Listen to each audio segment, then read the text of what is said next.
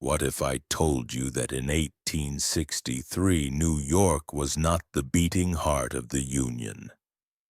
It was its ulcer. While the Civil War raged hundreds of miles south, another kind of battle was brewing in the alleys of Manhattan. A battle of class, race, and power. And it didn't involve blue or gray uniforms. It involved the people who had enough or nothing left to lose.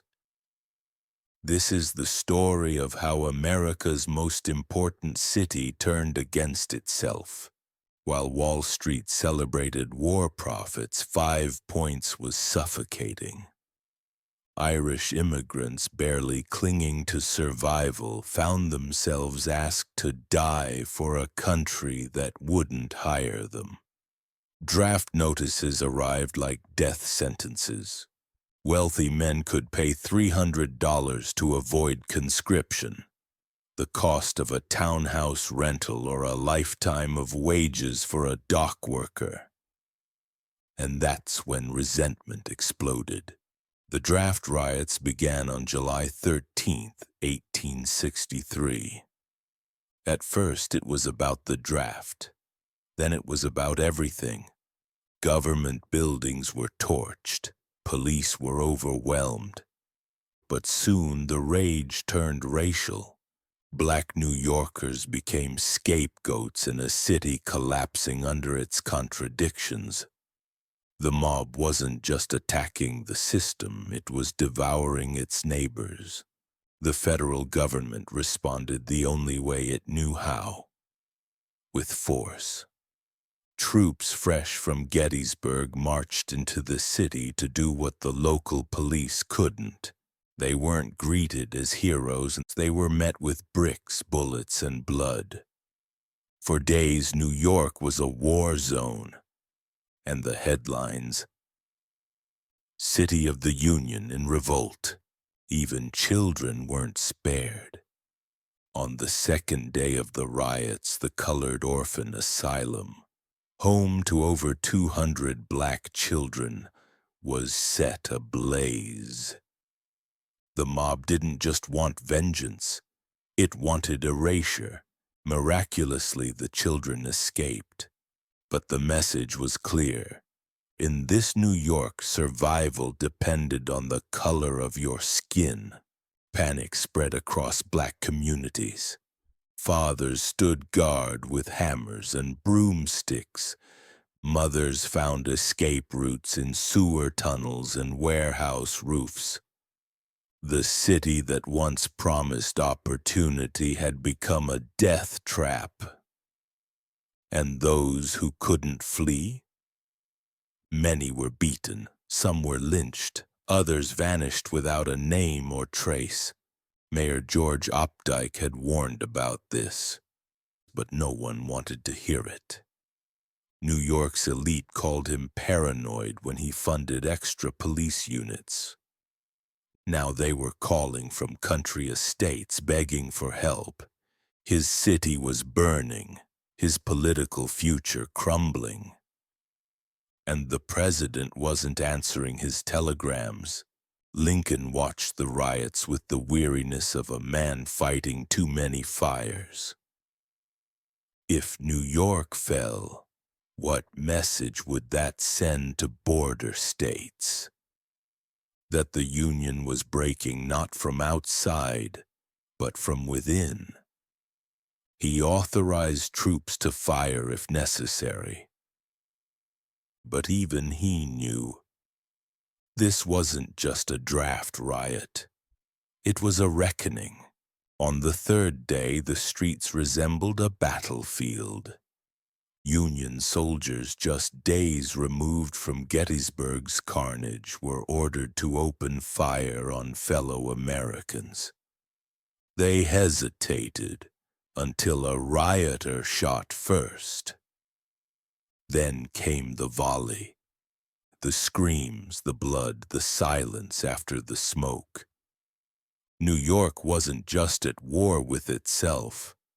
It was being forced to remember what war really meant. Churches became hospitals. priests administered last rites by the dozens. Doctors stitched wounds by candlelight with bare hands and dirty tools. No one asked who was Union or Confederate anymore. The only side that mattered now was the one that still had breath.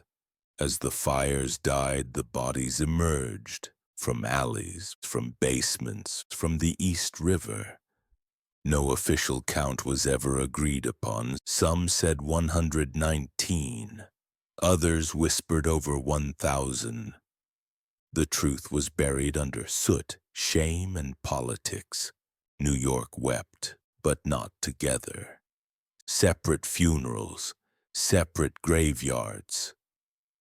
The city tried to move on, but scars were too deep and the silence too loud. The riots were over. But the war within had only just begun. Reconstruction came, but not reconciliation. The same immigrants who had rioted were now rebuilding the city they tore apart, not because they were forgiven, but because they had no choice. The rich wrote checks, the poor lifted rubble. New York, in classic fashion, put on a new face, without ever treating the wound underneath. Justice was selective. A handful of rioters were arrested, fewer were convicted, and the political class. They pointed fingers, made speeches, passed blame. But behind closed doors, many of them had fueled the very rage that turned into fire. Elections were coming, and no one wanted to be the man who punished the angry mob or defended the dead. The black community, battered and betrayed, didn't vanish. They organized. Churches became command centers. Sermons turned into resistance. They demanded protection. They demanded recognition. And above all, they demanded that New York remember what it had done. Frederick Douglass didn't mince words. In speeches and ink, he condemned the city's copperhead spirit on the northern sympathy for the South.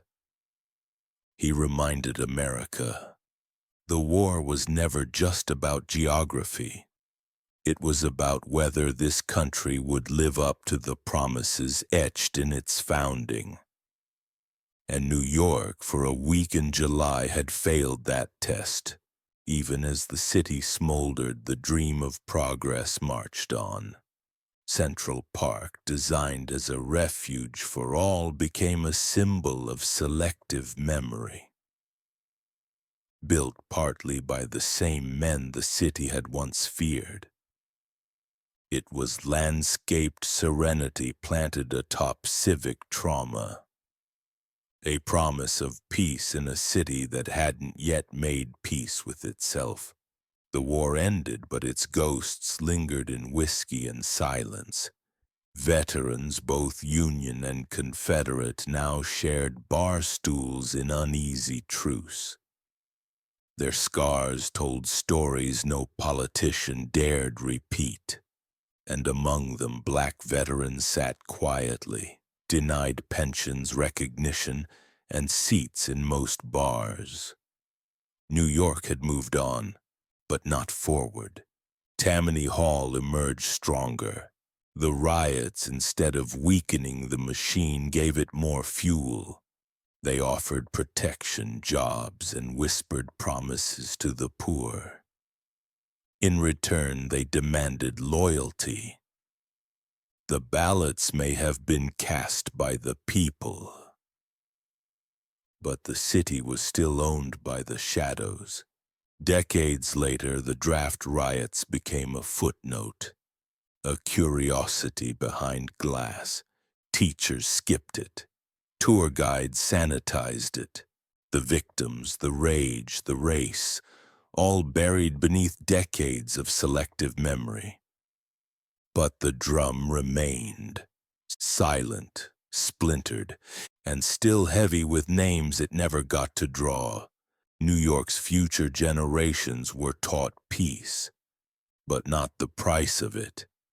Segregation still shaped classrooms. History books spoke of unity, not uprising. And the draft riots, at best a whisper, at worst rewritten as civil unrest. But some remembered.